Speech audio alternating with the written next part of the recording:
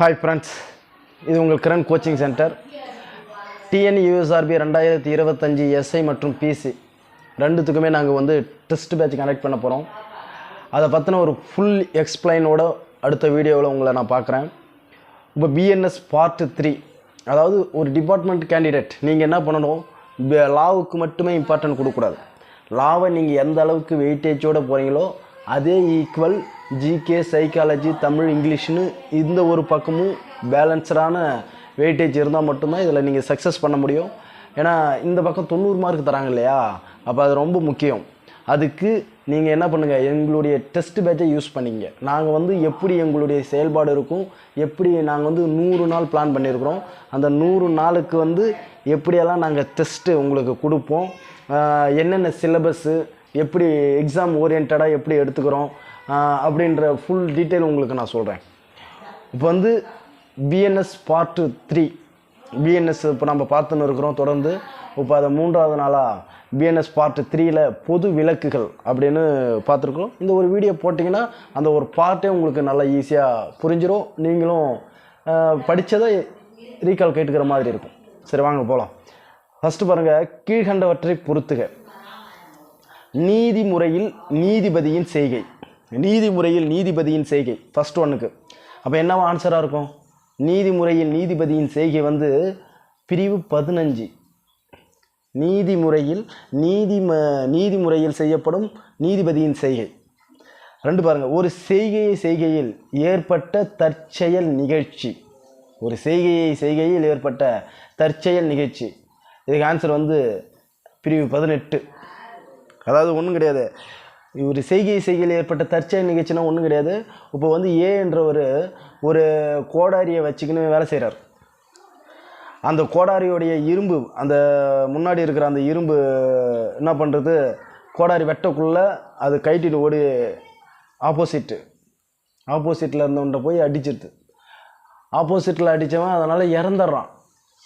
அப்போ இது என்னது, மன்னிக்கக்கூடிய குற்றம். ஏன்னா அவனுக்கு எந்த ஒரு நோக்கமும் கிடையாது, எதுவுமே கிடையாது.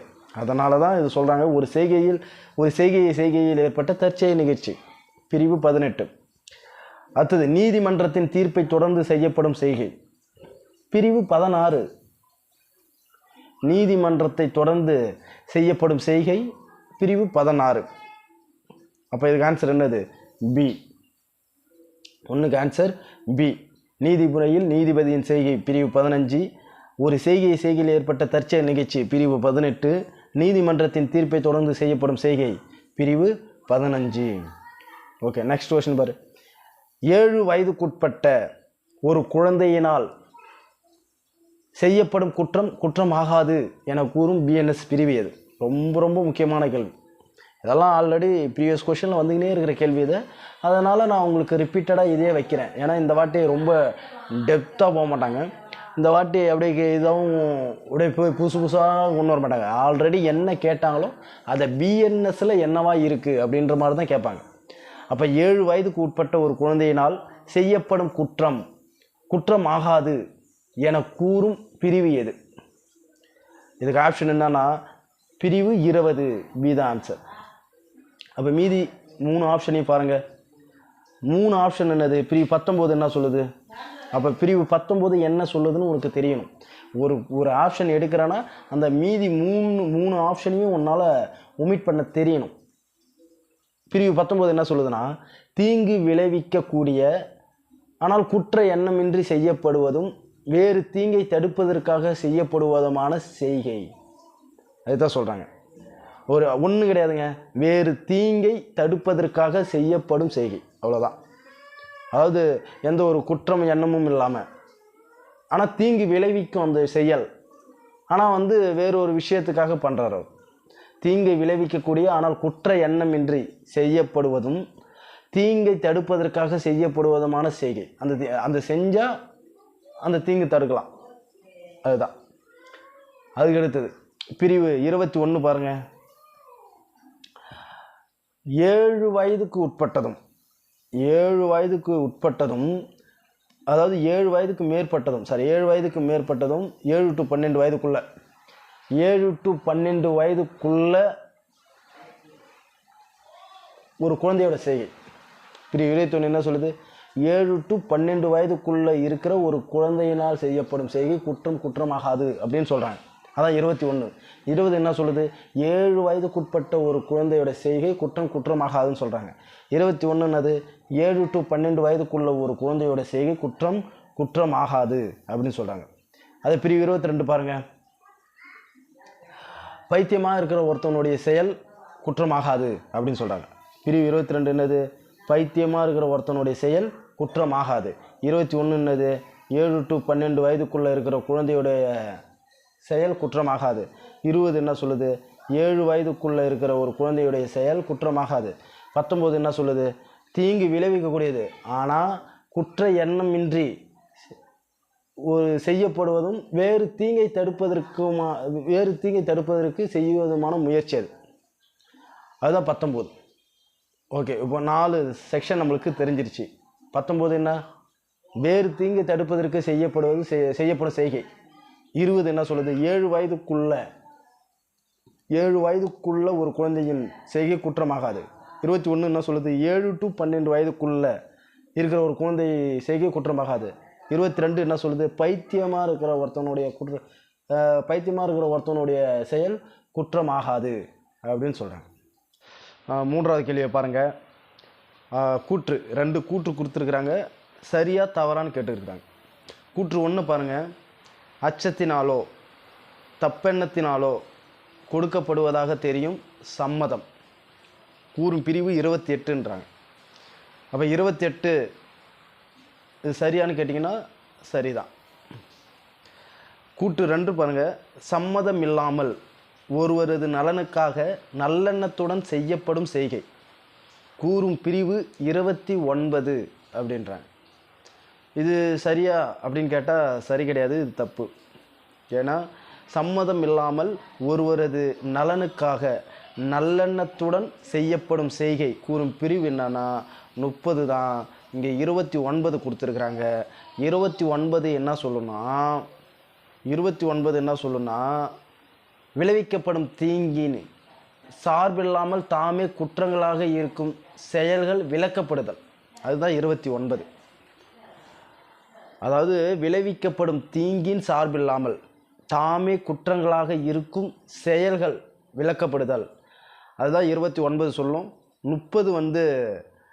30 தான் சம்மதம் இல்லாமல் ஒருவரது நலனுக்காக நல்லெண்ணத்துடன் செய்யப்படும் செய்கை. அதுதான் 30. அப்போ இதுக்கு ஆன்சர் என்னது? கூற்று 1 சரி, கூற்று 2 தவறு. C answer. 4வது கொஸ்டின் பாருங்கள். உடலையும் சொத்தையும் பொறுத்த தற்காப்பு உரிமை பற்றி கூறும் பிஎன்எஸ். இதெல்லாம் ரொம்ப முக்கியமான கொஷின்ஸ். உடலையும் சொத்தையும் பொறுத்த தற்காப்பு உரிமை பற்றி கூறும் பிஎன்எஸ். உடலையும் சொத்தையும், இப்போ உடலையும் சொத்தையும்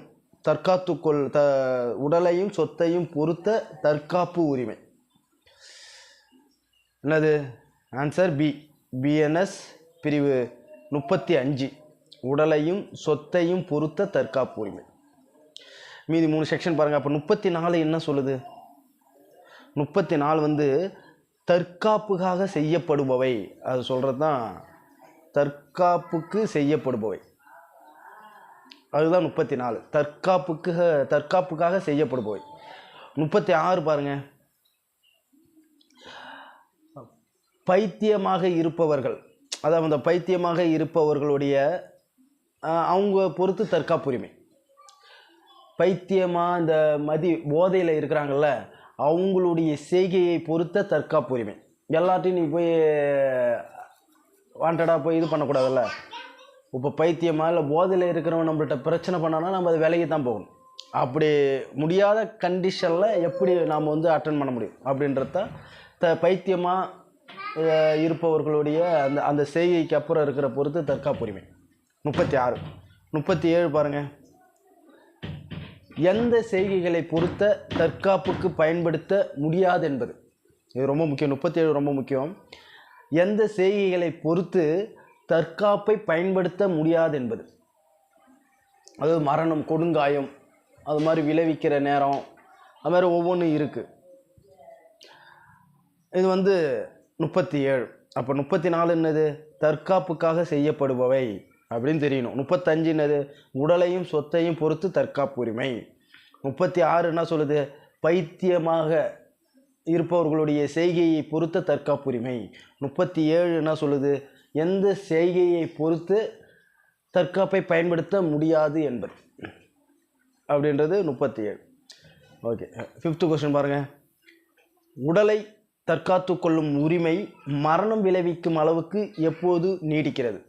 நம்மளுடைய இப்போ லேடிஸ் எல்லாம் இருக்கிறாங்கல்ல, எதனா ஒரு ரேப் பண்ண வரான், அப்போ அவங்க தன்னை தற்காத்துக்கிறதுக்காக செய்யப்படும் போது டெத் ஆகிடுது. அப்போ அது எந்த அளவுக்கு போனால் அது மாதிரி டெத் ஆகலாம் அப்படின்றதான் சொல்கிறாங்க.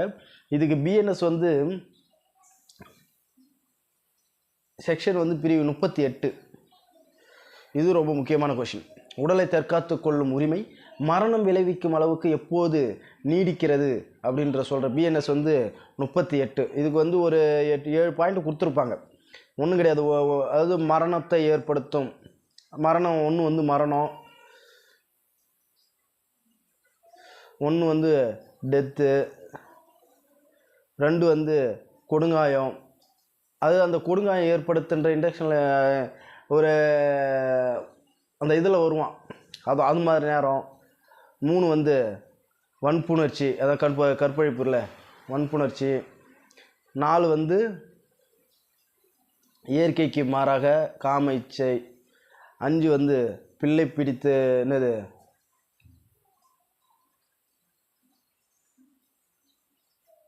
5 வந்து பிள்ளை பிடிக்கிறது அது மாதிரி.